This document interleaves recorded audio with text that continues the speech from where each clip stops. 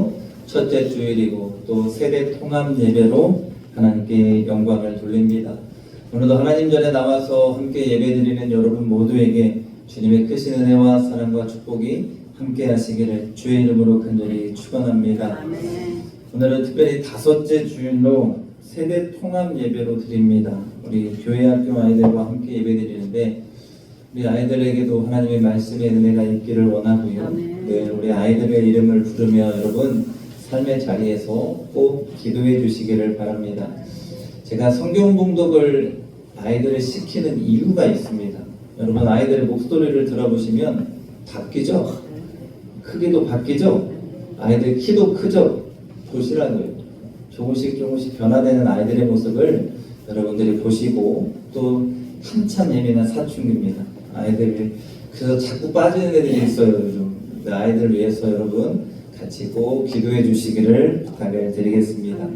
오늘은 우리 곁에서 도우시는 성령님이라는 제목의 말씀으로 함께 은혜를 나누기를 원합니다. 성령 강림 절기를 지난주에 시작했습니다. 우리 친구들에게 한번 물어볼게요. 성령의 의미를 알고 있습니까? 성령은 기독교 신앙의 핵심이자 하나님께서 우리 삶 속에서 구체적으로 일하시는 방식입니다. 오늘 우리가 살아가는 이 시대를 성령의 시대라고 합니다. 구약 성경에서는 성부 하나님의 일하심이 잘 나타나 있고요. 또한 신약을 시작하면 복음서에는 예수 그리스도 성자 하나님의 일하심이 잘 나타나 있습니다. 그리고 주님이 승천하시고 이제 성령의 시대가 시작되어서 오늘날까지 우리는 성령님과 동행하며 이 성령님의 일하심을 경험하고 느끼며 살아가고 있습니다. 성령은 히브리어로 루하흐라는 단어입니다. 그 뜻이 바람, 호흡, 생기를 의미합니다. 눈에는 보이지 않지만 성경에서 이 단어가 나올 때에 강력한 하나님의 역사가 일어납니다. 대표적으로 창세기를 시작하면서 하나님이 사람을 흙으로 만드시고 그 코에 생명을 불어넣으셨다고 합니다. 그때에 나오는 단어가 루하흐라는 단어입니다.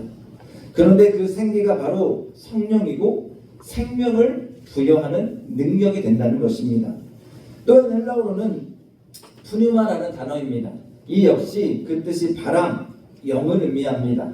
신약에서 성령은 하나님의 일하심을 나타내며 마가의 다락방에 성령의 강력한 역사가 임재할 때에 그때에 그 성령이 푸뉴마로 나타납니다. 여러분 요한복음에서는 성령을 파라클레토스라고 합니다. 근데 그 뜻을 보니 보혜사라고 하는데 곁에서 돕는 자, 위로하는 자라는 뜻을 가집니다. 우리가 연약할 때에 우리가 무엇을 위해 기도해야 할지 모를 때에 우리 곁에서 친히 돕고 위로하며 우리와 함께 하시는 분이 우리가 믿는 성령 하나님이라는 것입니다. 여러분 요한복음 16장 13절을 보면 성령은 우리를 모든 진리 가운데로 인도하시며 우리를 죄로부터 구별하여 거룩하게 변화시키는 성화의 사역을 하심을 보게 됩니다. 오늘 우리가 읽은 로마서 8장 본문의 말씀을 성령의 장이라고 불릴 만큼 성령의 사역이 풍성히 담겨 있습니다. 여러분 설교를 시작하면 우리는 얼마나 이 땅 가운데에서 성령 하나님과 동행하며 이 믿음의 길을 온전히 걸어가고 있는지를 함께 생각해 보기를 원합니다. 열심히 신앙생활 한다고 몸부림치고 있지만 우리가 힘들 때에, 어려울 때에, 고난에 빠질 때에 내가 혼자인 것 같다고 느끼고 또한 나와 함께 하시는 그 성령 하나님을 잃어버릴 때가 얼마나 많냐는 것입니다.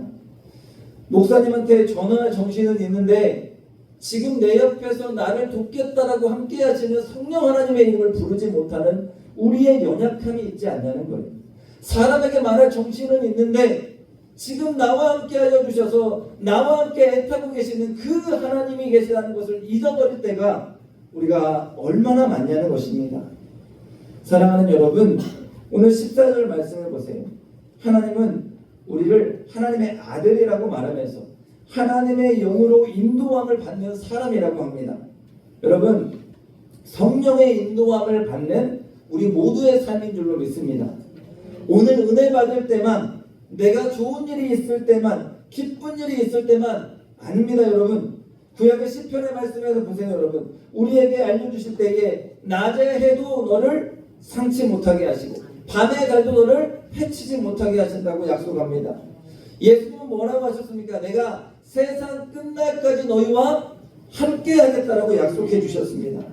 오늘 우리가 살아가는 이 성령의 시대 가운데에 그분을 믿고 따라가면서 오늘도 나와 함께 하시는 성도 하나님의 약속을 믿으시고 오늘도 세상 끝까지 나를 지키겠다고 약속하신 성자 예수님의 약속을 믿으시고 오늘도 나의 곁에서 돕는 성령 하나님을 붙드시고 이 땅을 살아갈 수 있는 은혜가 우리 모두 가운데 있기를 주님의 이름으로 간절히 축원합니다. 그러니 예수님의 가치를 지니고 하나님의 아들이고 하나님의 딸이라고 인정받으며 살아가는 여러분, 오늘 우리에게는 자녀됨의 상속권이 있습니다. 내 아버지는 이 세상을 창조하시고 모든 것을 주관하시고 다스리시고 만드시고 이끌어가시는 전능하신 하나님이십니다. 그분의 영이 지금 나와 함께 하십니다. 여러분, 두려움과 염려 다 내려놓으시고 오늘 그 성령 하나님을 붙드시고 만나시고 그분을 향해 믿음으로 나아갈 수 있는 우리 모두가 될 수 있기를 주의 이름으로 간절히 축원합니다. 여러분, 오늘 성령의 그 뜻이 곁에서 나를 돕는 분이라고 했고 나를 위로하는 분이라고 했습니다. 오늘 본문의 말씀 가운데 그 성령이 우리를 어떻게 돕고 계신지를 함께 말씀을 통해 나눠보기를 원합니다. 14절에서 17절 말씀을 통해 먼저 깨달아야 하는 것은 자녀됨의 권세입니다. 여러분, 우리는 죄로 인해 심판에 대한 두려움에 사로잡힐 때가 많습니다. 나를 그래서 자꾸 깎아내리는 사람들이 있어요. 아이고, 내 삶이 그렇지 뭐. 아이고, 내 인생이 그렇지 뭐. 여러분만 그런 게 아니라 저도 그럴 때가 있어요. 저도. 그런데 여러분 알아야 합니다. 오늘 14절에 하나님의 아들이요 또한 15절에 양자의 영을 받았지 종의 영을 받지 않았다고 합니다. 여러분, 과거에 얽매이고 세상의 죄에 얽매이는 것은 종의 영을 받은 자의 모습입니다. 여러분이 대단해서 구원받은 거 아니잖아요. 여러분이 특별해서 구원받은 거 아니잖아요. 여러분이 경건해서 구원받은 게 아니잖아요. 오늘 우리는 예수 그리스도로 인해서 하나님의 은혜로 구원을 얻습니다. 믿음으로 구원을 얻은 여러분, 우리는 죄의 노예가 아니고 종의 영을 받은 자가 아니고 하나님의 자녀요 하나님의 양자의 영을 받은 주님의 것인 줄로 믿습니다. 양자됨은 법적 지위의 변화예요. 우리는 하나님을 무서운 재판관으로 여기지 않습니다. 내 아버지로 여긴다는 것입니다. 이 얘기를 하면 우리 아들한테 혼날지도 모르는데 어제 아들이 늦게까지 익산에서 놀다가 들어왔어요. 저녁에 한 8시 넘어가지고 버스 타고 들어왔어요.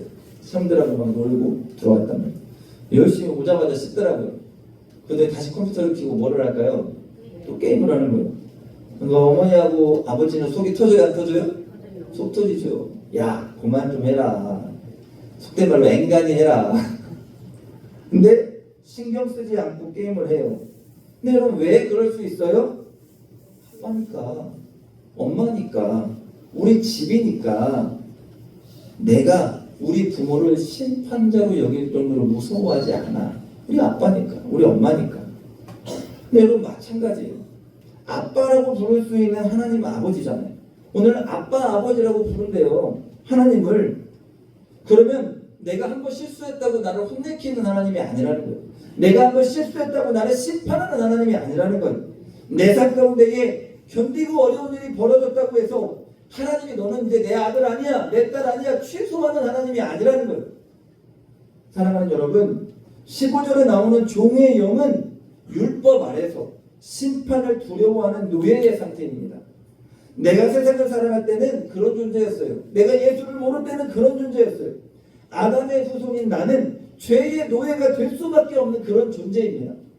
그런데 오늘 내가 믿음으로 예수 그리스도를 고백하는 순간 우리는 죄의 노예에서 하나님의 자녀가 되고 법적으로 내 지위가 변화되어서 완벽하게 신분이 바뀌게 되는 것입니다.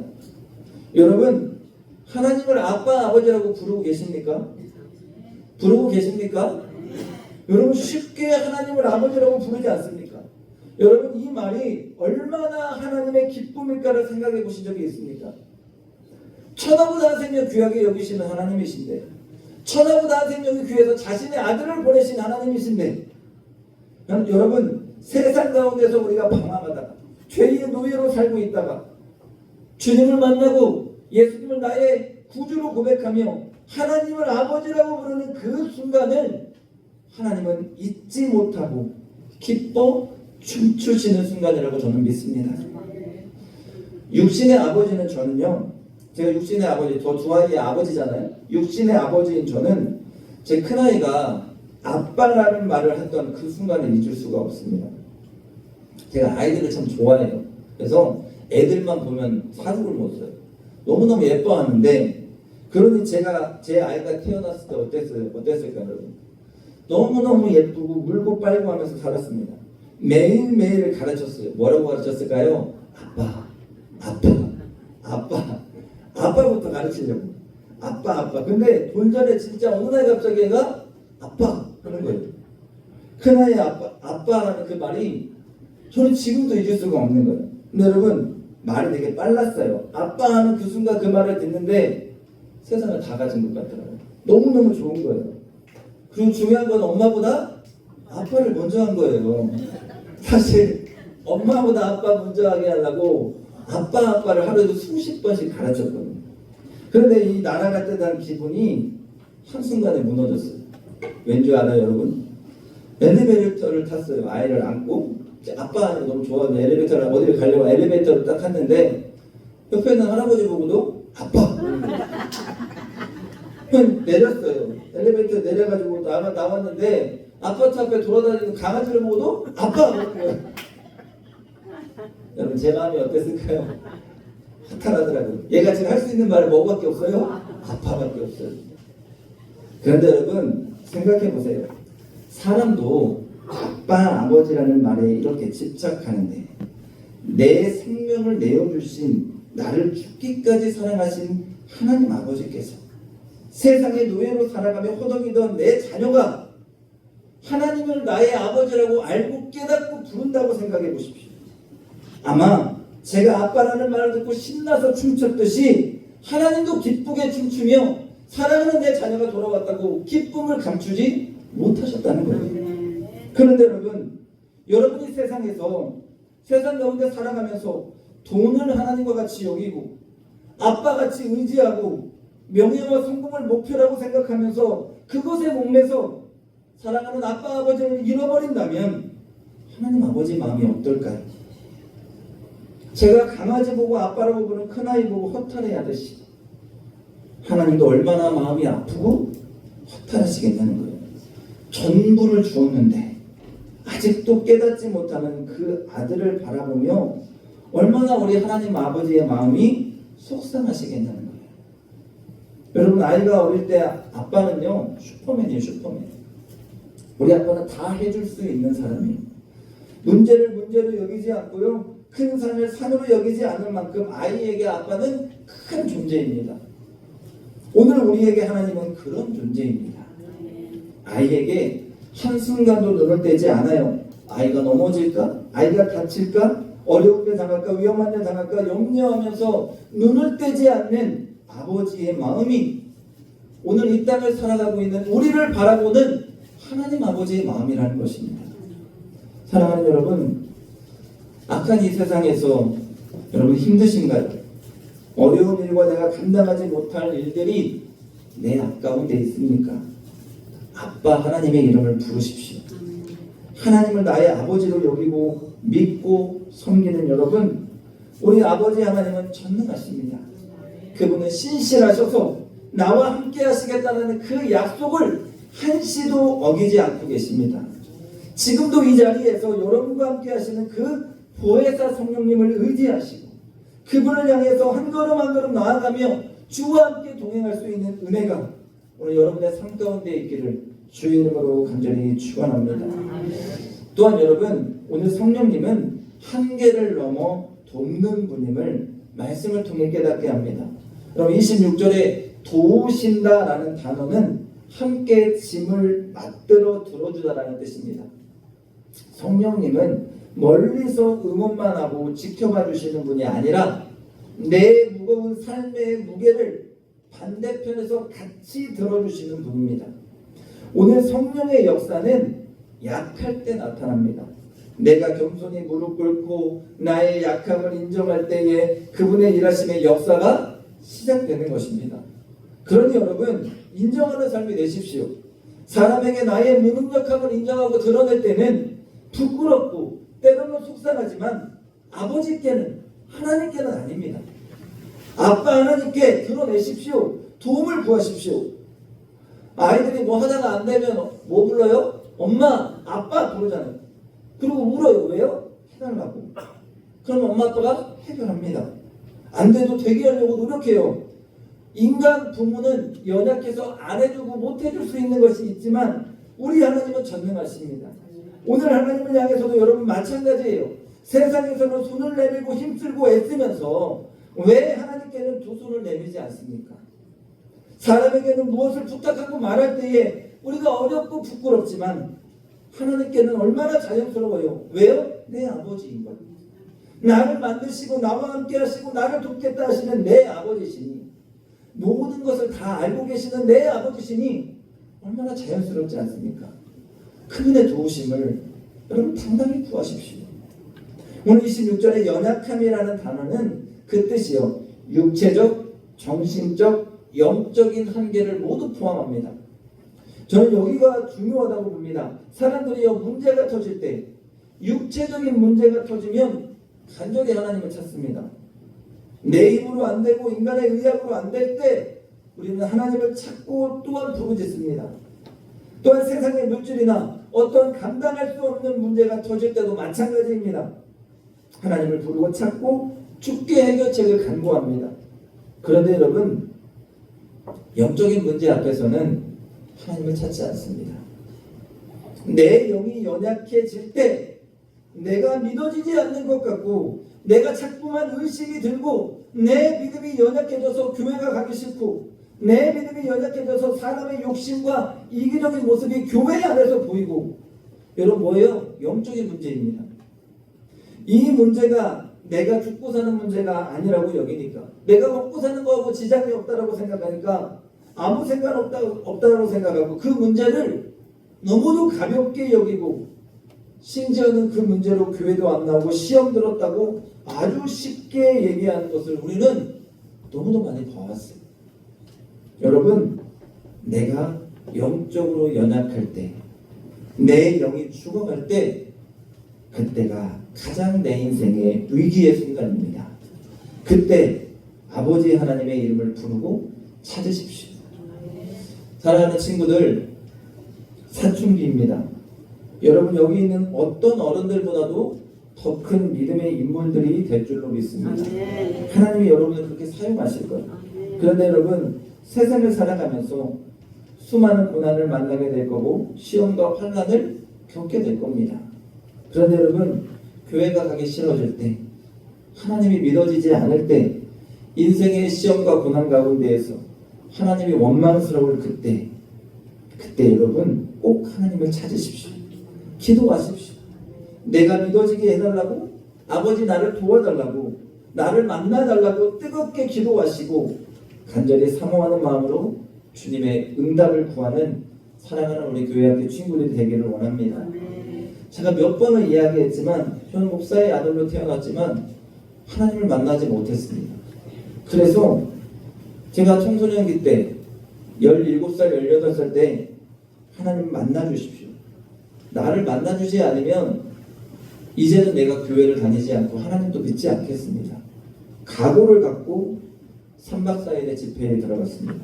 그리고 거기서 정말로 뜨겁게 하나님을 만났고, 그때에 하나님의 은사도 받았고, 그리고 그때 하나님이 나와 함께 하심을 느끼며 내가 주의 길을 걷겠다고 고백하고 지금 오늘날까지 이 길을 걷고 있습니다. 사랑하는 여러분, 하나님은 우리를 사랑하셔서 만나주십니다. 뜨겁게 사모하는 자를 만나주시고 깨닫게 하시고 은혜를 부어주시고 은사를 부어주시며 오늘도 우리와 함께 하시는 하나님이십니다. 오늘 27절의 말씀을 보세요, 여러분. 마음을 살피시는 이가 라고 나옵니다. 오늘 성령이 무엇을 의도하고 계시는지 정확하게 아십시오. 성령께서 하나님의 뜻을 따라 하나님의 생각과 일치하는 방향으로 기도하시기 때문이에요. 그런 여러분, 어떻게 기도해야 할지 모를 때가 있어요. 도대체 어떻게 기도해야 할지 모를 때 먼저 성령 하나님을 구하십시오. 그 하나님을 찾으십시오. 성령께서 내 마음을 살피시는 하나님을 향한 기도를 생각나게 하실 것이고, 그 성령께서 나를 위해서 먼저 탄식하며 기도해 주실 것입니다. 그 성령 하나님은 지금 우리와 함께 하십니다. 얼마든지 여러분을 향해 내가 너를 사랑한다, 내가 너를 도우리라 말씀하실 수 있는, 여러분의 영적인 갈급함을 완벽하게 해결할 수 있는, 여러분을 도와주시는 보혜사 성령이 되시는 줄로 믿습니다. 그러니 여러분, 내 마음을 살피시는 그 하나님을 만나십시오. 찾으십시오. 그 하나님을 향해 나아갈 수 있는 은혜가 오늘 말씀을 듣는 여러분 모두 가운데 있을 수 있기를 주의 이름으로 간절히 축원합니다. 작년에 저희 아이들이요, 노회를 통해서 호주에 다녀왔습니다. 그래서 호주에서 홈스테이를 하는데, 벤지라는 목사님, 호주에서 목회하는 벤지라는 목사님 집에서 아이들이 며칠간 머물렀습니다. 그런데 그 목사님이 이제 우리 익산 노회하고 호주 남호주 시드 노회하고 이렇게 협약이 맺어져 있습니다. 그래서 선교 협약이 맺어져 있어서 한국에 이번에 들어오셨어요. 근데 아이들이 보고 싶다고 연락이 온 거예요. 그래서 아이들이 그 벤지 목사님을 만나러 갔더니, 목사님께서 호주에서 있을 때에 놓고 갔던 수건, 놓고 갔던 목도리도 갖고 와서 아이들에게 주는 거예요. 너무너무 고맙잖아요, 그 친절함이. 그리고 며칠 후에 이제 익산교회 임원들하고 호주에서 오신 손님들하고 같이 식사할 자리가 있었습니다. 그래서 제가 벤지 목사님을 찾아갔어요. 어깨를 툭툭 두드리고 벤지 했더니 저를 딱 보더니 뭐라고 하신지 아세요? 오, 평강 딱 알더라고요.